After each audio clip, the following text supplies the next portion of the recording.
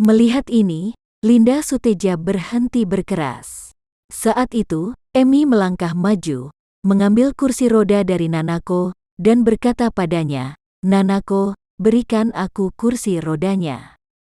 Kamu dapat berbicara dengan Nona Linda." Nanako mengangguk berulang kali dan tersenyum, "Kalau begitu ini Bibi, terima kasih ya." Setelah selesai berbicara, dia buru-buru mengambil lengan Kak Linda dan lari jauh, menjauh semua orang sejauh 20 atau 30 meter.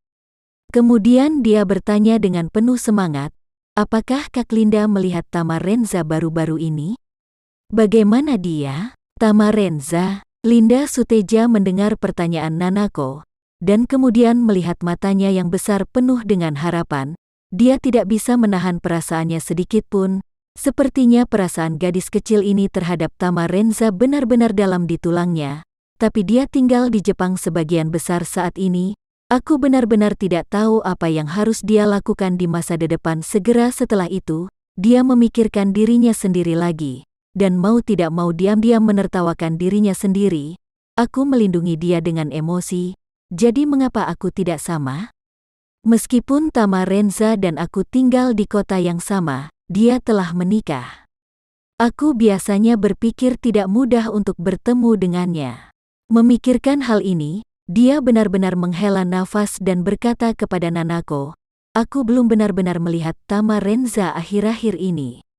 Terakhir kali aku melihatnya adalah saat aku pergi ke rumah Anita untuk makan malam." Nanako mengangguk kecewa dan menghela nafas. "Yah, aku tidak tahu apakah aku akan memiliki kesempatan untuk bertemu dengannya lebih banyak kali ini." Linda Suteja bertanya dengan heran, "Apa kau tidak memberitahunya kali ini?" Nanako menggelengkan kepalanya, "Aku belum memberitahunya." Linda Suteja buru-buru berkata, "Mengapa kamu tidak memberitahunya sebelumnya? Apakah kamu ingin aku meneleponnya sekarang dan mengundangnya makan malam di rumah pada malam hari?" Nanako berkata dengan malu-malu, Aku sebenarnya ingin memberi Tamarenza kejutan." Setelah itu, dia melihat ke arah Linda Suteja dan bertanya dengan penuh harap, "Kak Linda, bisakah aku merepotkanmu dengan sesuatu?"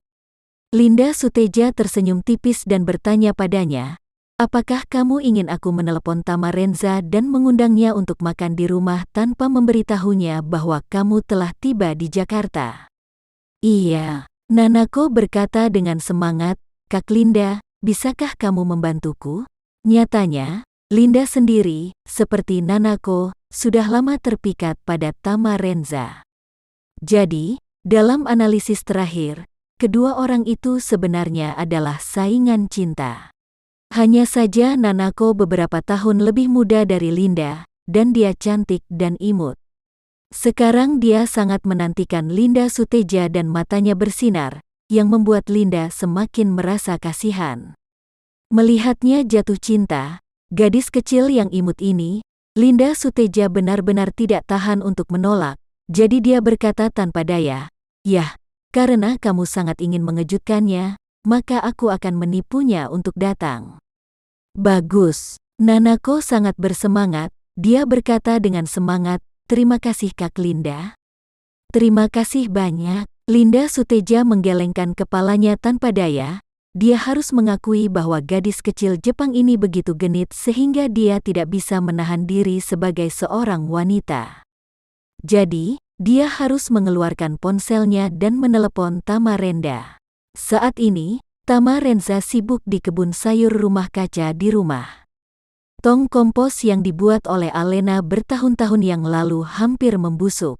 Pupuk organik yang terbuat dari daun sayur, dan limbah dapur ini berwarna hijau dan bebas polusi sangat cocok untuk menanam bunga dan sayuran di rumah. Awalnya, Tamarenza dan Alena saat ini sedang bekerja bersama di rumah kaca di halaman rumah.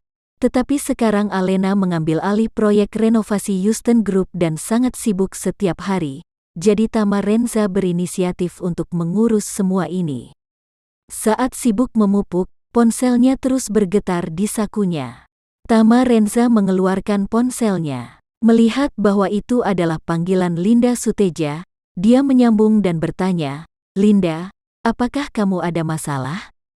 Tuan Tamarenza, Linda Suteda melirik Nanako dan buru-buru berkata, aku ingin bertanya apakah kamu punya waktu untuk datang ke rumahku untuk makan malam ini? Tamarenza telah mengetahui dari Devano bahwa Ito Yuhiko akan tinggal di Shangri-La hari ini. Jadi dia berspekulasi bahwa Nanako pasti akan pergi ke rumah Linda Suteja. Kali ini Linda Suteja menelepon untuk mengajaknya makan malam. Diperkirakan dia mungkin bersama Nanako. Namun, Linda Suteja tidak secara tegas mengatakan di telepon bahwa Tamarenza tidak baik untuk secara langsung menunjukkan bahwa dia mengetahui situasinya. Jadi dia berpura-pura ingin tahu dan bertanya, mengapa kamu tiba-tiba memintaku untuk makan malam? Linda Suteja buru-buru berkata, benar. Kakek berkata bahwa aku belum memiliki kesempatan untuk mengundangmu untuk duduk di rumah baru-baru ini, jadi dia ingin aku bertanya apakah kamu punya waktu untuk datang ke rumahku untuk makan malam-malam ini. Tamarenza tidak menyangka bahwa pernyataan Linda Suteja ternyata adalah Tuan Libertus ingin mengundangnya makan malam, dan tidak pernah menyebut Nanako. Diperkirakan Nanako ingin mengejutkannya. Memikirkan Nanako yang cantik dan murah hati, lembut dan pendiam, Tamarenza pasti sedikit merindukannya, dan untuk sementara, adegan berjalan bersamanya di malam bersalju di Kyoto muncul di benaknya. Setelah beberapa saat merenung, Tamarenza berkata kepada Linda Suteja, berpura-pura bingung, karena itu undangan Tuan Libertus, aku tidak bisa menolaknya. Tolong beritahu dia, aku akan datang malam ini. Melihat janji Tamarenza, Linda Suteda berkata dengan gembira, terima kasih, apa aku harus ke sana untuk menjemputmu? Tamarenza tersenyum dan berkata, jangan repot-repot, ayah mertuaku kebetulan ada di rumah, dan aku akan menyetir mobilnya sebentar lagi. Baik, Linda Suteja berkata dengan gembira, kalau begitu aku akan menunggu di rumah sampai Tuan Tamarenza datang. Linda Suteja mengucapkan selamat tinggal pada Tamarenza, dan kemudian mengakhiri panggilannya.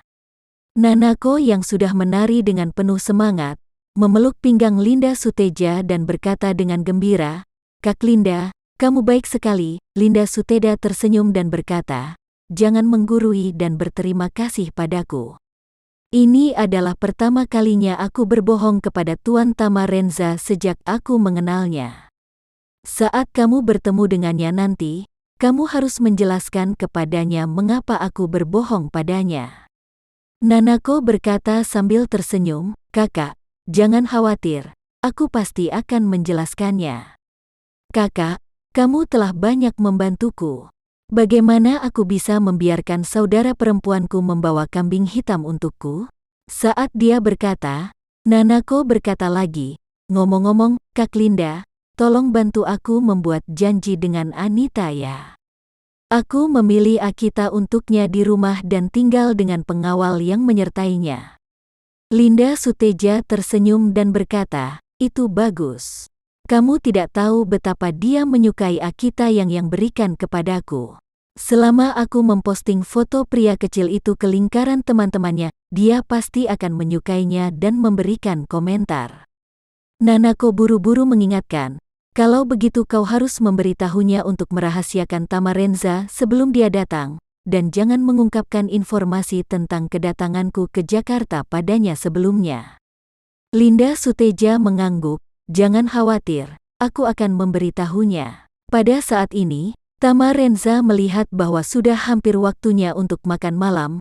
Alena menyapa sebelumnya, dan tidak kembali untuk makan malam-malam ini. Jadi setelah menyelesaikan pekerjaannya, dia kembali ke villa. Rika sudah menyiapkan beberapa hidangan saat ini, dan ketika Tamarenza masuk, dia berkata dengan tergesa-gesa, oh menantuku, apa urusanmu di kebun sayur sudah selesai? Sekian dulu ya video kali ini, kita lanjutkan lagi videonya di lain waktu. Oh iya, bagaimana menurut kalian? Semoga bisa sedikit menghibur kalian semua. Untuk teman-teman yang baru nonton jangan lupa subscribe ya hehehe. Dan kalau teman-teman ada yang ingin gabung langganan bisa langsung gabung saja untuk dapat fitur yang menarik dan sedikit membantu Mimin. Terima kasih banyak sudah menonton, sampai jumpa lagi, bye.